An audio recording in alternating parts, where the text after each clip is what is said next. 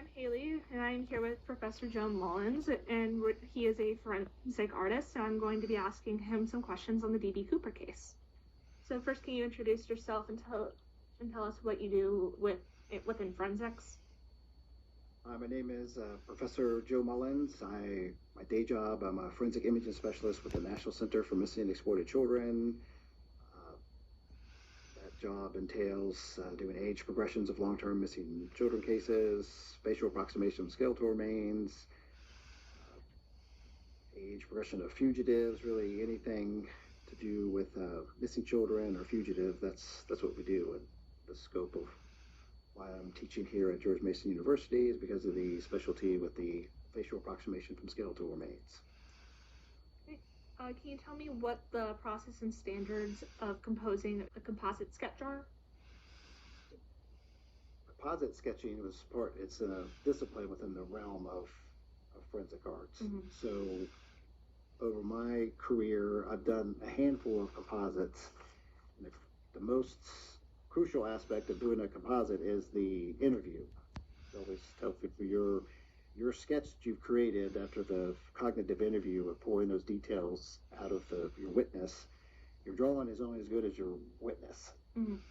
So, and the tricks of the trade are don't ask leading questions, make sure you're letting them steer the direction you're going with the drawing, not the other way around, because otherwise you're adding your artistic bias to the drawing. So good witness should use a good sketch. Okay. That boils down to. Okay. Do you know if there were any standards that you talked about that were different in 1971 when the case took place? I think my basic understanding of the history of composite sketches, I don't think it's changed that much. Interviewing process, a good interviewer is going to be a good interviewer, stand the test of time. I don't think there's much of a rewrite of the playbook for composite sketches for how to extract that information. I think it's pretty standard procedure. Let's stand the test of time. Okay. Your former instructor was contracted to help on the D.B. Cooper case. Can you tell me anything about how, when, or why they were the one that was contacted? So, Horace Hefner was a composite instructor at the forensic facial imaging course at the FBI Academy in Quantico when I took it back in, I think it was 2001. And I remember vividly when he was doing his presentation for some of the cases he worked on, and lo and behold, here pops up an image of D.B. Cooper. So I believe he had done one of the more finished images of him. And actually Horace was the original forensic artist at the National Center for Missing and Exploited Children. He was the first one. I just remember him showing his work. He didn't go into details about the interview process that he had gone through to come up with that sketch. And as he showed me earlier, is that there was already, as with most high profile cases, there's a lot of imagery for these cases. Sometimes first time wasn't so good, so somebody else comes along and enhances that one. I don't like for enhance, but modifies it, then modifies it. So I don't know if it's getting more diluted as it goes through those modifications or not. So that's always a problem with going back after the fact.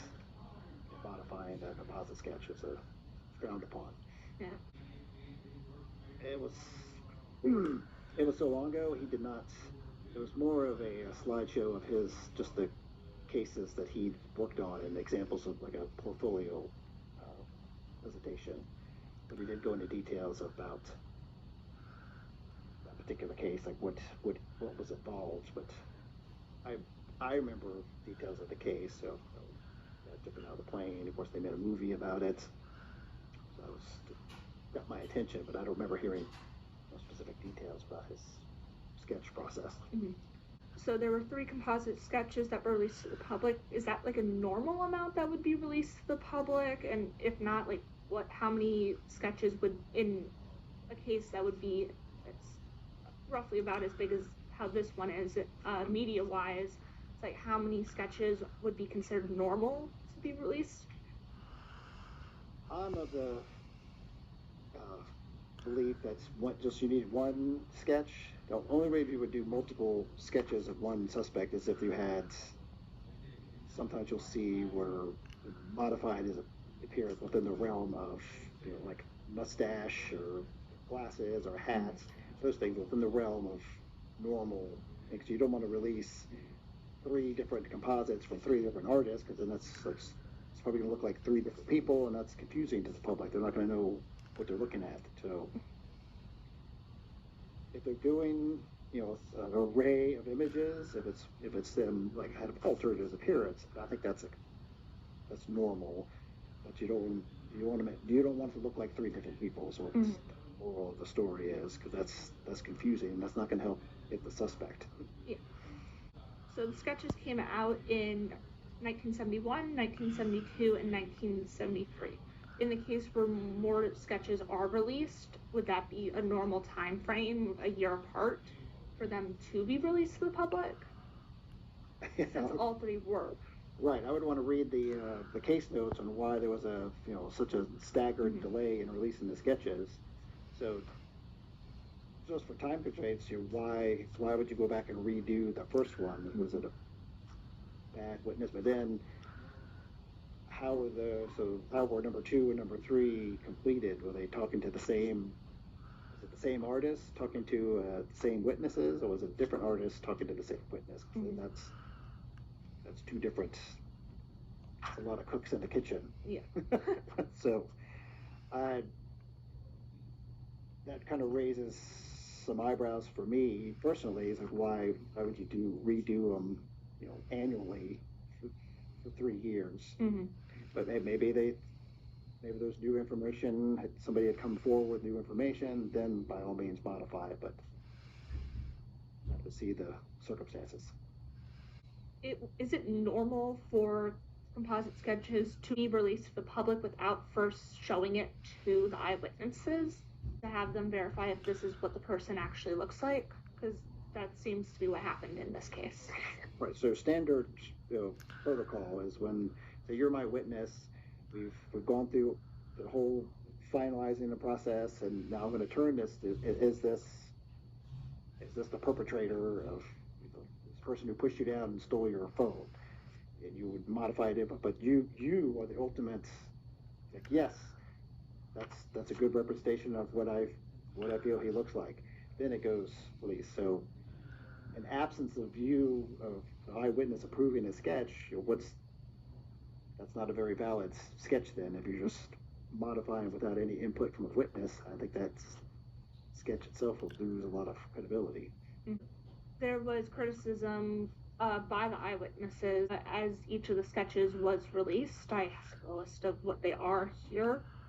I just want to know, like, what you think, what your thoughts on it would be. So with This is the first one. Yes, this is composite sketch A, and basically the main complaint was with this one is that it was not a likeness of what D.B. Cooper actually looked like. This was the one released in November of 1971, shortly after the incident took place. And it's like, I believe they were saying that his face was looked a lot skinnier. It didn't get his complexion right, and things like that. It's like, and it didn't really look like him. Right. Now, is this the witness? No, the people that are criticizing the claims. Is this the actual witness that sat for the drawing? I don't know if it was the exact one that sat for the drawing, but it was a witness. A witness of the people who were on the plane that gave testimony as to what he looked like. What's difficult, I've done a handful of having multiple witnesses. I mean, you changes your perspective. So you say from behind, from an angle, in front, and back. You want to cherry pick who's going to be. You want to, I guess, triage your witnesses to see who had the best view. You want to pick your rock stars first. So somebody else criticizing him, and we had coming from their perspective, maybe they were sitting in the shade or different lighting. That would alter somebody's complexion. So it's hard to take those types of criticism. But if somebody says it doesn't look like him, that's how much of their witness was factored into the drawing. Yeah, and the difference between the first sketch and the second one, he does look very different. So this is the second sketch.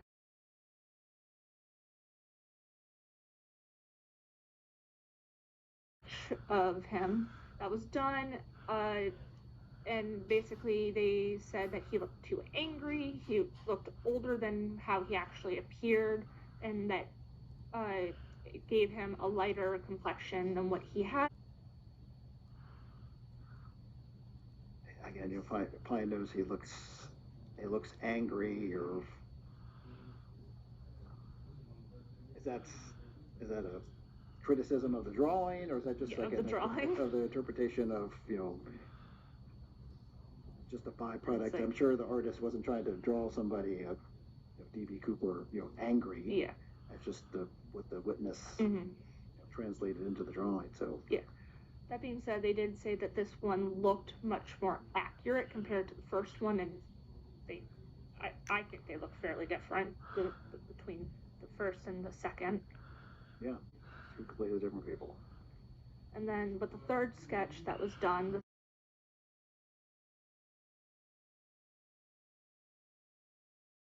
this was the final sketch. This is the one that's much more famous. This is the one that has gone around the most, and this one was released.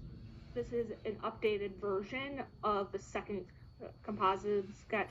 It was released in early 1973 is when this one was released, so it wasn't too long after the second one. But it's like it does look different, but it does look relatively similar to it, and it's like and this was the one that they obviously used the most for the case. It's night and day from the very first one that went out in 71 to this.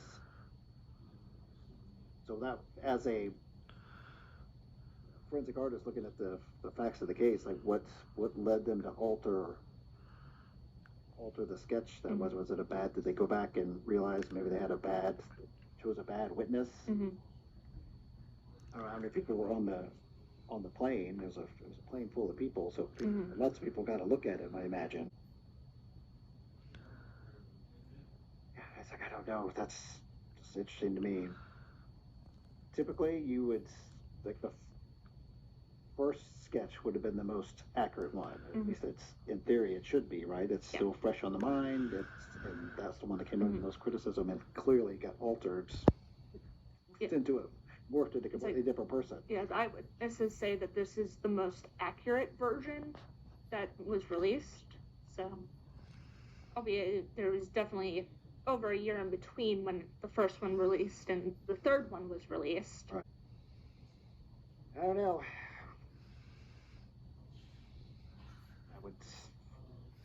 I just would question why it went such a drastic change, or what was the motivator to do that.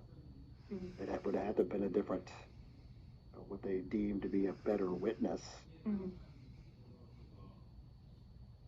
That's tough, because this is a high-profile case, and now that first version is, once it goes out there, there's no pulling it back.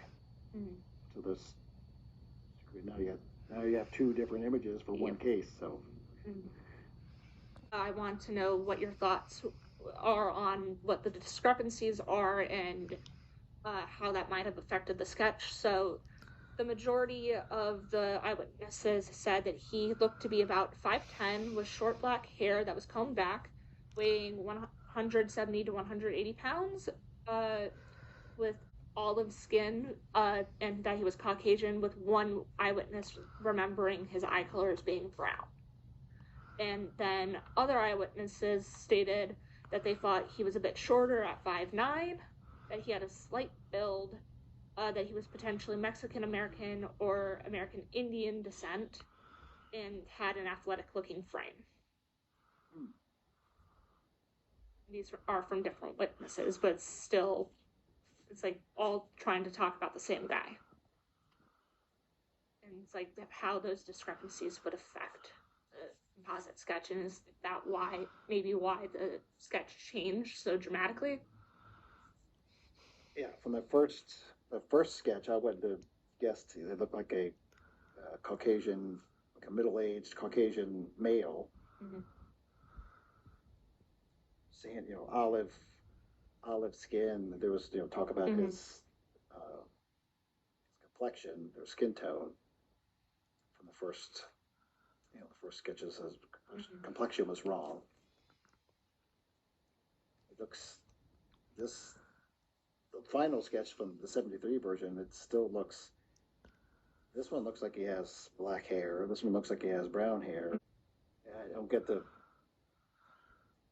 anything but Caucasian male, like Eastern European, average looking male from that picture. Nothing. Yeah, that's kind of what I thought. Yeah. So as we're talking about the different colors within the sketches, I know with your opinion on color when it comes to sculpting, so I was wondering what your thoughts on having the color included in the composite sketches versus having them as black and white. As the first one was completely black and white.